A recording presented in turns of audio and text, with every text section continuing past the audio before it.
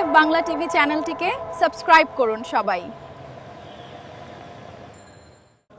ভাইরা আমার, সময় তো বড় কম, এসেছিলাম দু কথা বললাম, কেউ কষ্ট দিচ্ছেন না। আপনি আমার ভাইয়ের বিরুদ্ধে মিথ্যাচার করবেন, আর সে নবী বংশের আওলাদ, এ মুসলমান যদি তাকে সন্দেহ করে এদের ঈমানের ক্ষতি হবে। কারণ নবী বলেছে মুনাফিক হলো তারা যারা আমার আহালদের সমালোচনা করে, আর মুমিন হলো তারা যারা আমার আহালদের সমালোচনা করবে না। জোরে বলুন সুবহানাল্লাহ। তাই এদেরকে সজাগ করানোর জন্য বুঝাবার দরকার আছে না? তাই একটু বুঝালাম। মনে রাখবেন, আব্বাস সিদ্দিকী রাজনীতির পাওয়ার নিয়ে লড়াই করে না। আরে জুম্মাই নওশাদ তো 5 বছরে মেরে হলো, লড়াই 15 বছর ধরে করে আসছি। নওশাদ যখন খেলাধুলা করে কেউ চিনত না। চুচুড়ার মসজিদে এই মমতা সরকার তালা মেরে দিয়েছিল, সেই তালা খুলতে গিয়েছিলাম আমি। সেই তালা খুলতে গিয়ে পুলিশ দিয়ে আমাকে চমকানো হয়েছিল। ওখানে মাইক ধরে বলেছিলাম, হয় মসজিদ খুলবো, নামাজ পড়বো, না হয় লাশ যাবে এখান থেকে, তৃতীয় কোনো অপশন নেই। আর আজকে তুমি যদি বলো আমাকে মারবে পিটবে, আজকে আমার লোক 15-20 হাজার আছে, কালকে বাংলায় প্রত্যেকটা মোড়ে মোড়ে প্রতিশোধ তুলে নেবো আমি। কেন? সংবিধান আমার অধিকার দিয়েছে। সেই মসজিদ খুলেছি, আলহামদুলিল্লাহ, আল্লাহ খুলিয়েছে। নামাজ পড়েছি, আজও সেখানে নামাজ হচ্ছে। সেদিন থেকে লড়াই করছে আমি।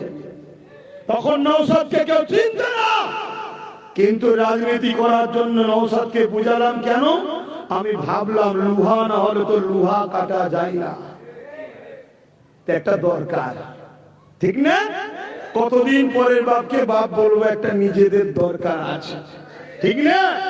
তারপরে আরো চিন্তা ভাবনা করলাম কবে থেকে, যখন এসআইআর এর নামে রাজ্য সরকার আন্দোলন করছিল। আমি বললাম, আপনি কোটি কোটি টাকা রাস্তায় খরচ করে আন্দোলন না করে আপনি সুপ্রিম কোর্টে কেস করেন না বাংলার মানুষের হয়ে।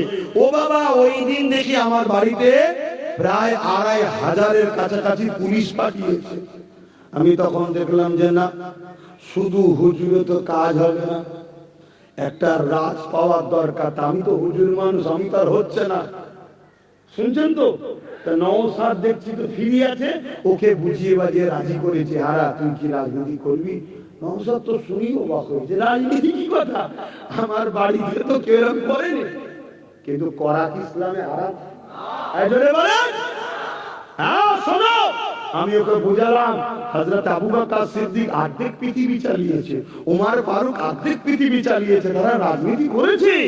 হয়তো দাদা হুজুর রহমাতুল্লাহ আলাইহি তিনি বাংলার বুকে অন্য একটা মিশন নিয়ে এসেছিলেন, সংস্কার, কুফরি, শিরক, বিদআত ভরে গেছিল।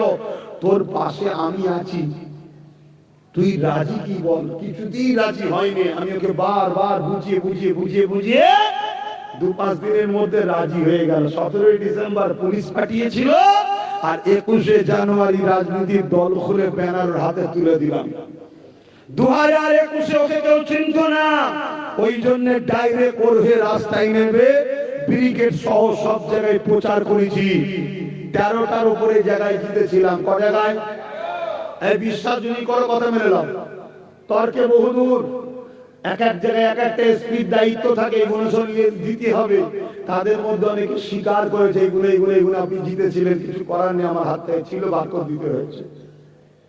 সব জায়গায় গণনা কেন্দ্র থেকে ফের, কিন্তু প্রথমবারই নওশাদ গণনা কেন্দ্র থেকেও ছিনিয়ে এনেছে। আর অনেকে বলছে খেতে যদি নাও পারি খামারে ফলিয়ে নেবো। 5 বছরের নওশাদ আসছে, নওশাদ নেই, ঘাট হলে তোর মাথা হ্যাট করে কথা মাথায় ঢুকছে তো? ভাই আমার কি কথা বলছিলাম, এই জন্য রাজনীতি করেছি, দল করেছি। আমি রাজনীতি নিয়ে পড়া করি না, শুনছেন তো নাকি? আমি আল্লাহর পাওয়ার নিয়ে লড়েছি, আজও লড়ছি, আগামী কালও লড়বো। এখান থেকে দাঁড়িয়ে বসে আপনাদেরকে জিজ্ঞাসা করছি, একটু উত্তর দেবেন। আপনারা ফেরাউনের পক্ষে না মুসার পক্ষে? আপনারা নমরুদের পক্ষে না ইব্রাহিমের পক্ষে? আপনারা এজিদের পক্ষে না হোসাইন পাকের পক্ষে? আপনারা ব্রিটিশের পক্ষে না সিদ্দিক আকবরের পক্ষে?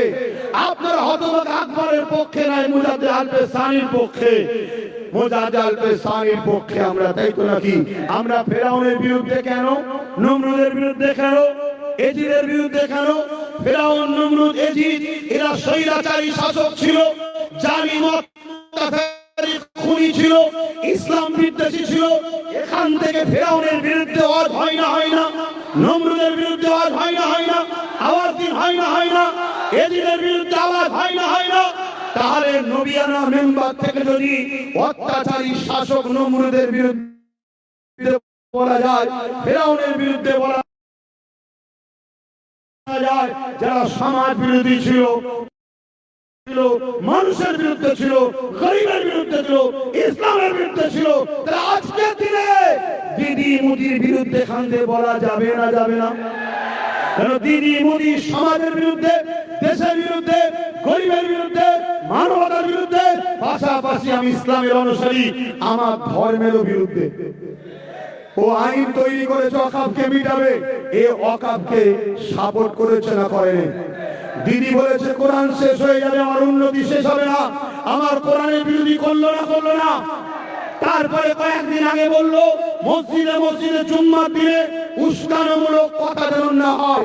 এ আল্লাহর ঘরে উস্কানোমূলক কথা বলা যায়? জোরে বলুন যায়? আরে কোরআন এসেছে প্রেম দিতে, কোরআন এসেছে মানবতাকে শিখাতে, কোরআন এসেছে ন্যায় দিতে, ইনসাফ দিতে, ইনসানিয়ত দিতে। সেই কোরআনকে যে মিটাতে চায়, সেই কোরআনকে যে মসজিদে ঘোষণা হয়, সেই মসজিদকে বলে উস্কানিমূলক কথা হয়, সেই রাজ্য সরকার মমতা এবং কেন্দ্রের সরকার মোদী এই দিদি মোদির বিরুদ্ধে নবিয়ানা মেম্বার থেকে দিনের গোলাম হিসেবে বলা দরকার আছে না নাই? হাত তুলে বলেন আছে না নাই? হামলম্ব করে সাক্ষী দেন। আপনারা আমার সঙ্গে সহমত? সহমত? হাত নামান।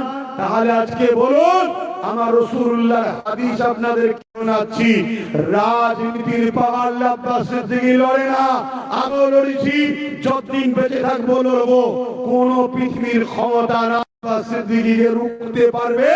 কেন? আব্বাস সিদ্দিকী আল্লাহর ক্ষমতায় লড়ে। জোরে বলুন সুবহানাল্লাহ। মনে রাখবে, যদি হাত দিয়ে রুখতে না পারে, মুখ দিয়ে প্রতিবাদ করলো না, মুখ দিয়ে প্রতিবাদ করতে না পারে, অন্তর থেকে কমসে কম ঘৃণা করো। এই তিনটের মধ্যে কোন লক্ষণ যার মধ্যে নাই, ওই উম্মতের মধ্যে ঈমান নাই। তাহলে অন্যায় দেখলে হয় হাত দিয়ে রুখতে হবে, নাই মুখ দিয়ে প্রতিবাদ করতে হবে, নাই অন্তর থেকে ঘৃণা করতে হবে। এই তিনটের মধ্যে কোনটা যদি না থাকে, তার মধ্যে ঈমান। তাহলে আমি উম্মতকে শিখাবো না যে বিজেপি যা করছে অন্যায় করছে, দিদি যা করছে অন্যায় করছে, হাত দিয়ে রোখো, বলবো না?